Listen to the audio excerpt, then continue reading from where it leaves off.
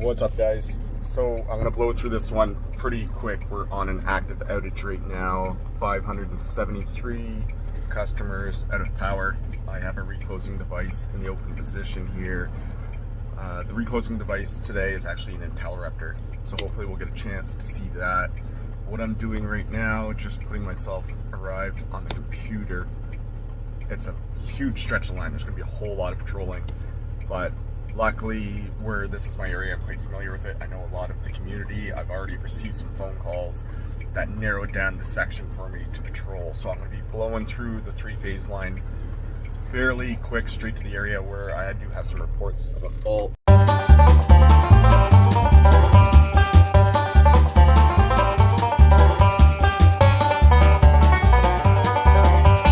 This guy right here. You can see the indicators on the bottom. See that little white O, and the indicator is green. That means the device is open. It's open internally. There's no visual disconnect that's open up on the lines.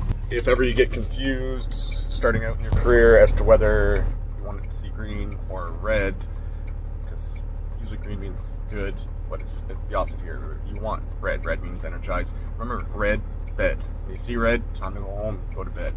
So I'm going to confirm switch number. Every major device in our field, not transformers, just tens of thousands of transformers, but every voltage regulator, recloser, every switch is labeled. So we've got this guy on our pole, 802R005 at pole 607. So I'm just going to call my dispatcher and confirm that it is in the open position, and we're going to start patrolling. We'll bring you guys along for the ride. Beautiful day out here, no winds. Hard to say what we're looking for. I did speak to the fire department already, and they said there was no reports of any accidents. Good, man. Just wanted to confirm with you that 802R005 is in the open position.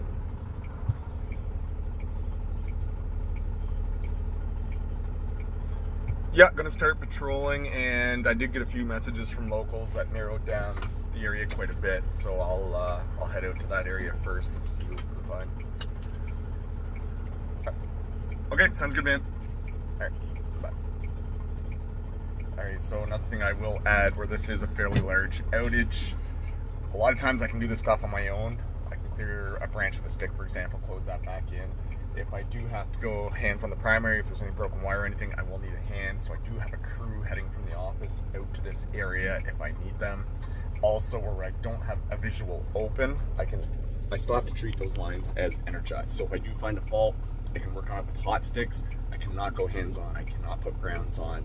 If we get to that point, I will have to open a visual backup on either side of the work area, check for potential installed grounds, get a work permit through our dispatcher. So let's hit the road and see what we find.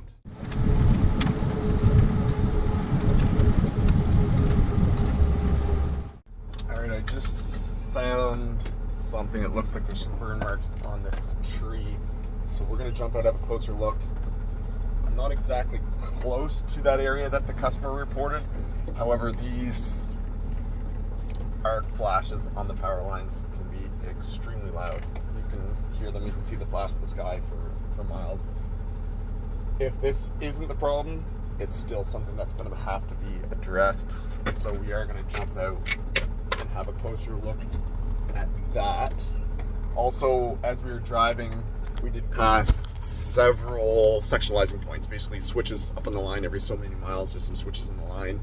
If it gets to the point where there's a big job here, we can open one of those devices, open one of those switches, isolate the fault area, and close the reclose RAN to restore power to the majority of the customers. So this is a pretty high traffic area.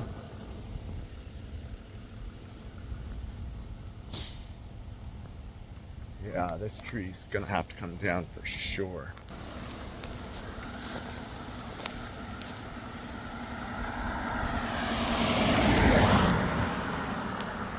That guy's in there real good.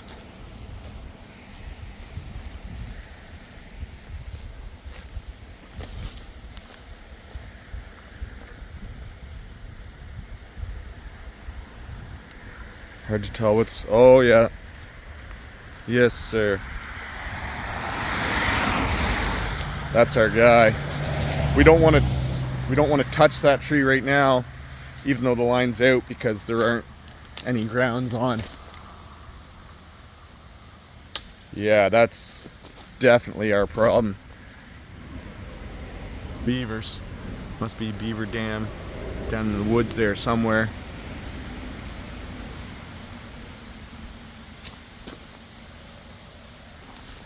Interesting spot. The beavers definitely did that on purpose. Look at that. That's a big tree right down onto the 3-phase. That makes a lot more sense now as to what's going on.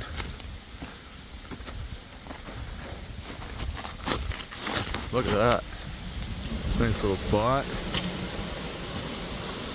Some water down there. That must be where the beavers are hanging out. So what I'll do, I spoke to the crew. They do have some traffic control. We will get our traffic control on our crew out here. I'll see if I can't restore power in the area to a few of the customers. Nice little view out here. Alright, let's head back to the truck. Alright, so we just called the crew, let them know we're heading down this way. I'm going to let our supervisor know, and then our dispatcher. Yeah, it was beavers, took down a massive tree. Right on the highway here. So I talked with Ryan already. He's going to head this way with his flaggers, and I'll give dispatch a call, give him put a copy on him. And we'll be a little bit. I gotta take a permit on the 3-phase for this one. She's a big tree. Can't do her with insulated sticks this time. Awesome. Yeah, no, we should be able to figure it out. All right, thanks, man. All right, bye. All right, so let the supervisor know, just because this is going to interfere with the other crew's work for the day. I do have a pole location. So we're actually at pole 739. The line number here is 8002. So what I'm going to do, I'm going to pause my screen for a sec, because there's some stuff I can't show you guys on this. Alright, so right up here is our substation. That's where the feed comes from. This is the main 3-phase line, feeding a long ways out of town. There is a sectionalizing point right around here. So I think what I'll do is I'll head back down here and I'll get these switches open, and the crew that's coming out, we'll get them to re-energize the substation. That'll pick up all the customers in town right here. I will also have to drive out to another set of switches out here. That way I'll isolate my work area. Our work area is right here. We want to have a visual open device on either side of the work area. Well, there'll be about a half hour getting here, so I should be able to take care of that pretty quick. Where there's no load, where the switches aren't energized, I can take a tele stick, the extendo stick, open those right from the ground. I'm not going to have to worry about setting up the truck and using the load buster and all that stuff. So we'll look after that. Maybe we'll get a few shots of that as we progress throughout the job. I'm just working on that trouble call 8002 line. I've got a work location and a switching plan there when you're ready. Find a tree out there somewhere? Yeah, beavers took a tree out there at 8002, pole 739. You say I got a tree there at pole 739. Yeah, 10-4. Yeah, so what do you think of air and ferment from that S115 at pole 720? Yes, sir, exactly. We'll need a visual open anyways, so I was thinking I can go down and pop open that 8002 S115, and there's a crew on their way out here now. I can get them to close in that Interruptor 8002R005 on the way by, and then take a permit between 8002 S115 and normal open 8001 S003. And can you double check? It looks like I'll have to tag that single phase there, 8002. Well, instead of the normal open, I'd probably open at 8002 S090.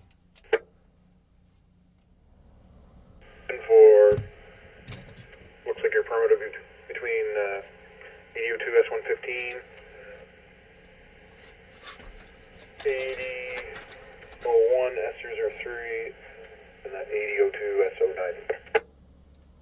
Yeah, 10-4, I agree with those protection points. Work location being 8002, pole 739, and then opening at 8002 S115, normal open 8001 S003, and opening at 8002 SO90. Forward to standby, second. Standby. When you have, this isn't, I wouldn't say a complicated permit, there's only 3 protection points, but basically what goes on, we have that main road where we're isolating on either side, but where I'm opening this switch here, there's a single phase line that loops and comes back over into my work area. This is going to be energized if we close in that recloser, and then as it feeds back to my work area, there's a normal open over here somewheres. So actually the normal open's like quite a drive. So we're going to open another switch. That way that live feed that loops around, we're going to have a visual open so that doesn't connect into my work area on that single phase line. And then of course our open devices on either side of the 3-phase. That's probably really confusing since I'm just doing a whole lot of this, not showing you the map. Unfortunately, again, as I said, which many of you have seen before, when I show the maps, I can't show specific addresses and stuff. And sometimes it's hard to zoom in and show that stuff without giving away some customer information. But what I like to do, some guys will call dispatch and say, make me up a work permit with protection points. I like to go through the computer myself first, see what I find for protection points, even though it's not a live shot of the device positions. A normal open may be in the closed position. We don't get that information live on the computer at the office where the computers are directly connected. They're not running off of SIM cards and Wi-Fi and whatever wireless connection. But if what I find matches up with what they find, that's perfect. You feel much better about it rather than them tell you what the protection points are and then you go in with tunnel vision checking their work without checking it on your own before.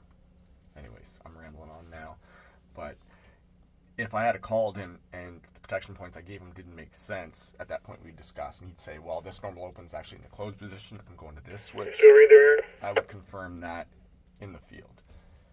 Yeah, go ahead. It's going to be permit 154005. That's 154005, and I got a few instructions here for you. Are you ready? Yep, 10 for you. Said permit number 154005, and I'm ready for some instructions. Alright, so when you're ready there, I'd like you to open 8002 S115. You can check open 8001 S003, and open 8002 SO90. Install work permit tag 154005. All 3 of those locations are report. Yep, 10 for you. So he said I can go ahead and open 8002 S115. Check open 8001 S003 and check open 8002 SO90. Install work permit tag 154005 at all 3 of those locations. It was going to be an open 8002 SO90 here. Yep, sorry, and open 8002 SO90. Install work permit tag 154005. At 10-4, that is correct. Okay, perfect. Thanks, Joe. Won't be too long. Good. Just give me a shout there when the boys get this out. We give instructions to close that out work. Yep, 10-4. Ryan or Gabby Reed? Go ahead. Yeah, you guys copy all that plan there? Negative. Can you just head to Hero Sub and stand by there? At 10-4, we're just trying to find our flaggers here. So be a minute, but yeah, we'll head down to Rose up. Yep, 10-4, no worries. Thanks.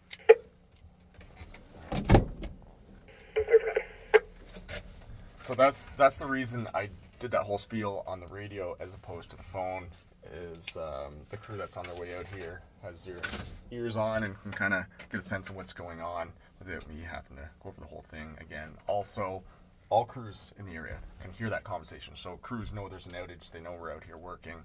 If another crew for some reason gets an outage call in the area, they'll know we're in the area. They would not operate any devices without talking to a dispatcher who knows I'm in the area, of course. But it's a good way of communicating where everybody in the area can hear kind of what other crews are doing in case we do cross paths. So let's start our switching plan. We've got everything written down on a switching record here.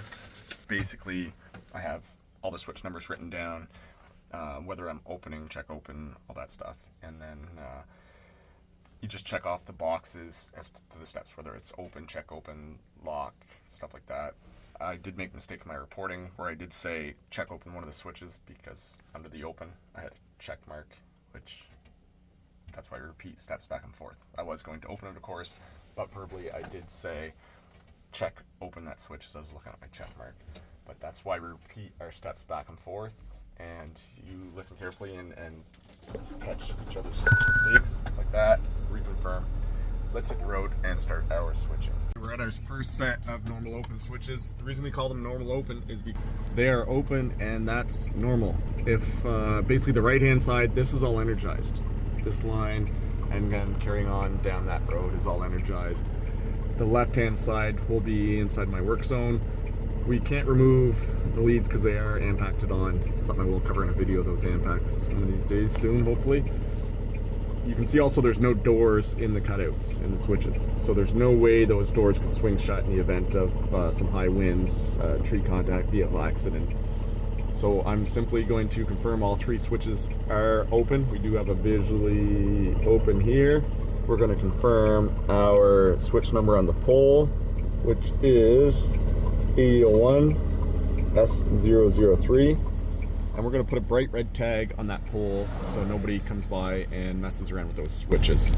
The tag that's going on the pole is going to have my contact information on it. This is what one of the tags look like. Do not operate. Bright red, we're going to put it right on the switch number. So it'll have my contact information along with my permit number and the switch number we're installing this on, which is 8001 S003. We're going to have today's date on it, August 28th. My signature, name, and permit number 154005. So let's shoot over and install that tag.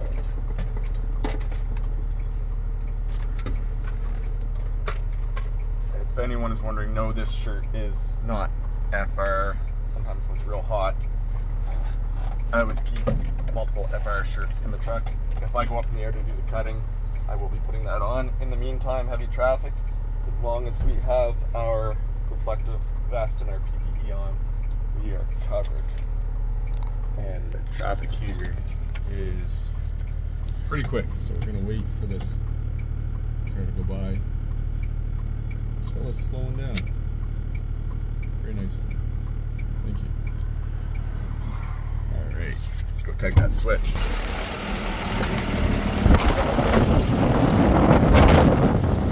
Wind is picking up a little bit today.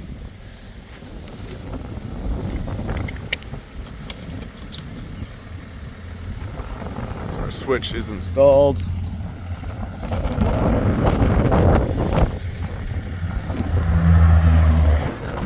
Head over to that single phase switch, install a tag. It's not a normal open.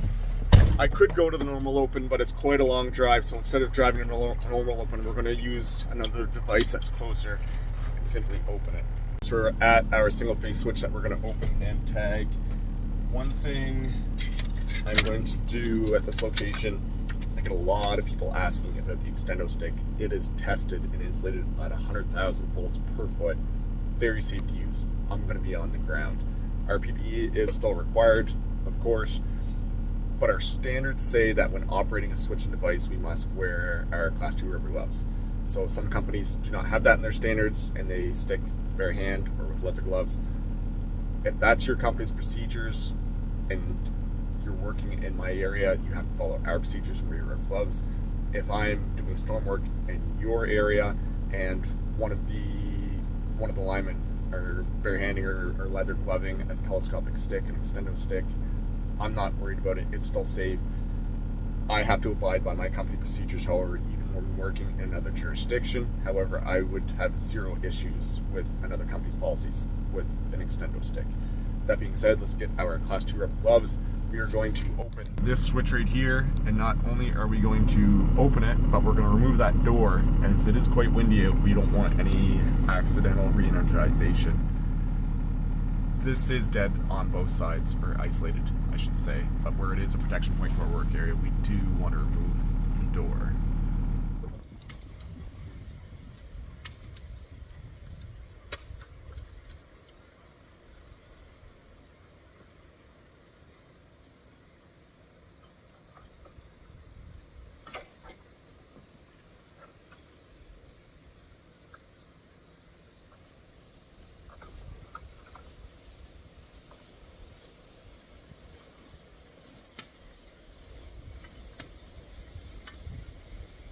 Alright, so we're at our other set of 3-phase switches. We're going to open these guys up, again remove the doors, and that will allow the crews that are standing by at the substation to energize up to this point right here.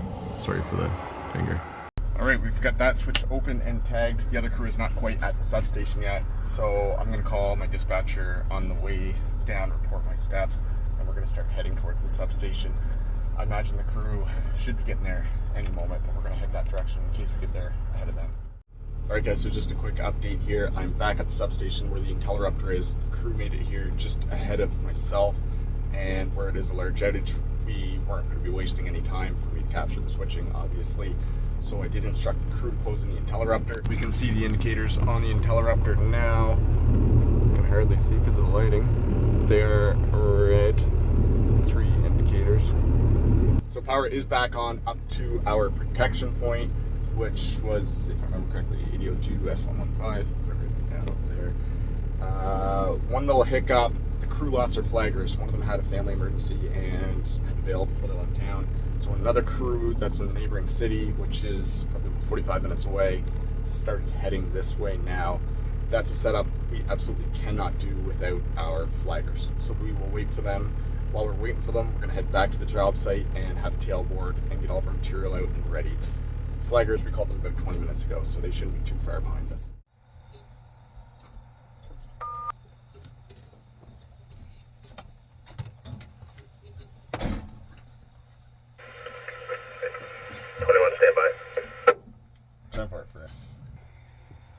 Hey, Jeff Sarin here. I'd like to report that we closed in 8002 R005 and holding. 10-4,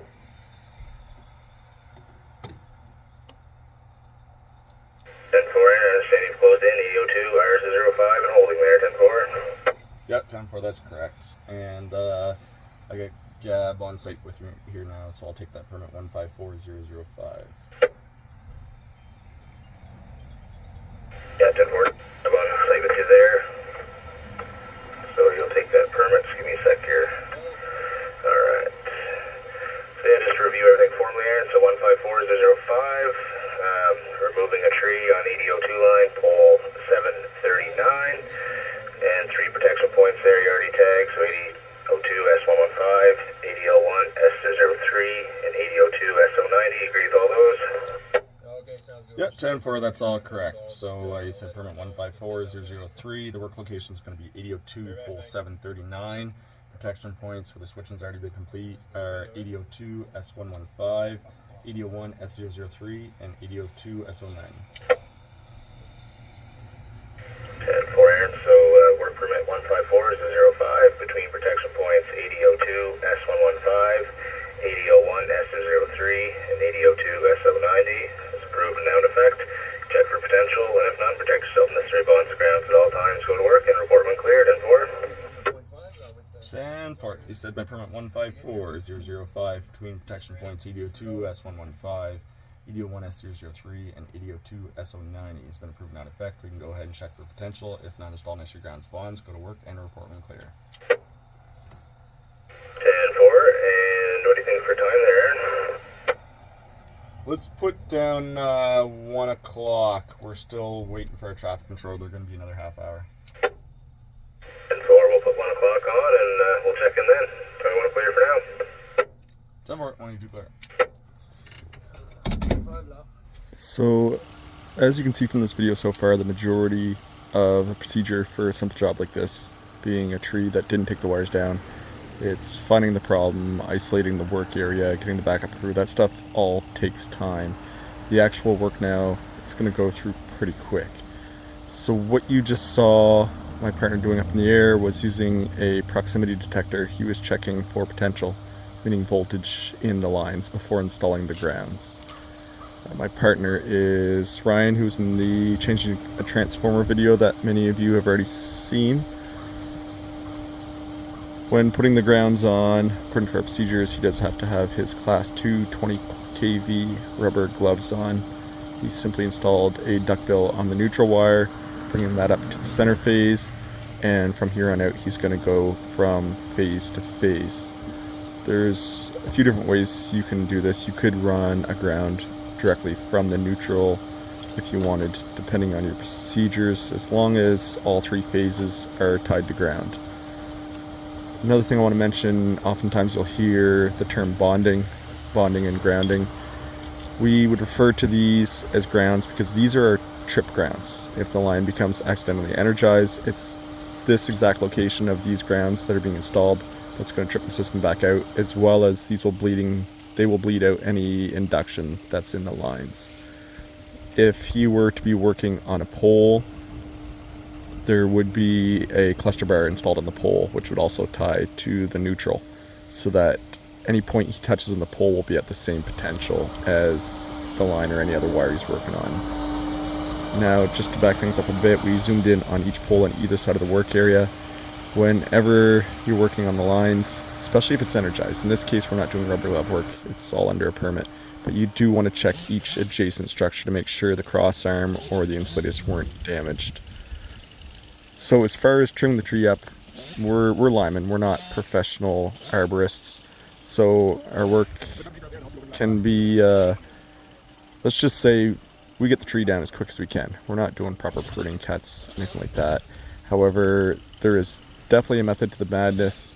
When there's a tree on the lines, you want to be extremely careful for tension. I've got quite a few videos now showing up close and personal where I'm removing very particular limbs one at a time as I relieve tension off the branches, off the lines. There's a ton of tension, especially on the telephone wire, where you can get yourself into a mess or get yourself hurt if you don't know exactly what you're doing. So a big tree like this, basically you're going to start off with just taking the weight off the tree. That zoom in I just did there, we were looking at the bare spot where the tree actually shorted out from the face to the ground. But sorry, squirrel. A lot of times in this case as well, he started from the bottom working his way up, and that's just so as you're cutting the upper branches, they're not going to start piling up on the lower branches, so he's starting from the bottom working his way up just so everything falls clear to the ground. Always taking a look at the tree, being careful not to lose the tree. If he makes the wrong cut, the entire tree could fall to the ground, causing more damage to conductors.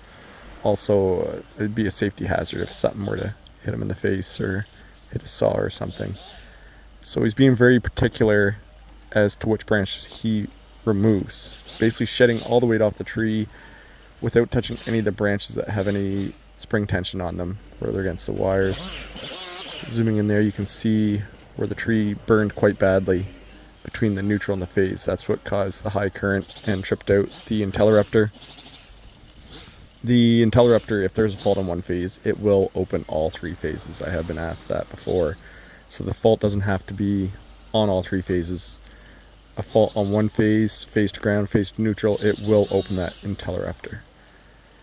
So now that he's opening things up a little bit more, he was being careful to check the wires again, make sure there's no damage. A lot of times when you have a situation like this where there's an extremely hot arc flash going between a phase and neutral, it can melt the aluminum on the conductor. Sometimes you'll even see it down to the steel strand, the core of the wire.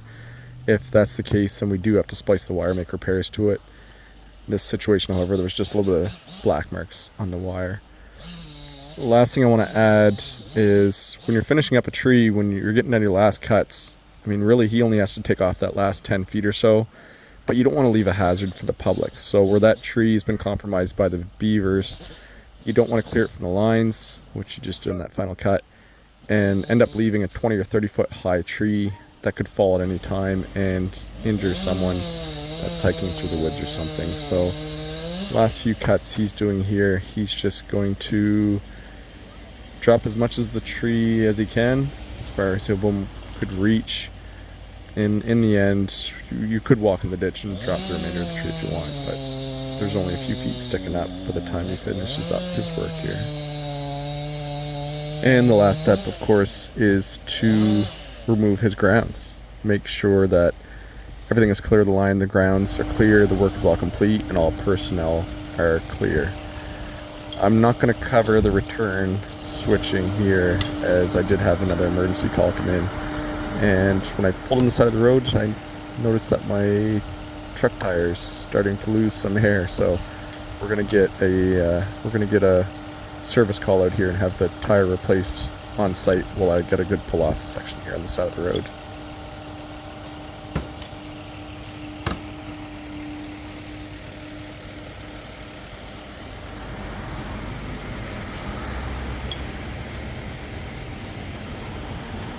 Alright guys, so we've got that outage all finished up. The only thing we missed really was the return switch, and it was just a reverse of what we saw at the beginning of the video. I've got a pole fire to head to now, along with another outage that came in, and I just found a huge lag bolt in my tire. So the guy's swapping that on right now. The other crew headed to the fire. Looks like a busy rest of the day. I appreciate you guys stopping by as always, and we'll see y'all soon.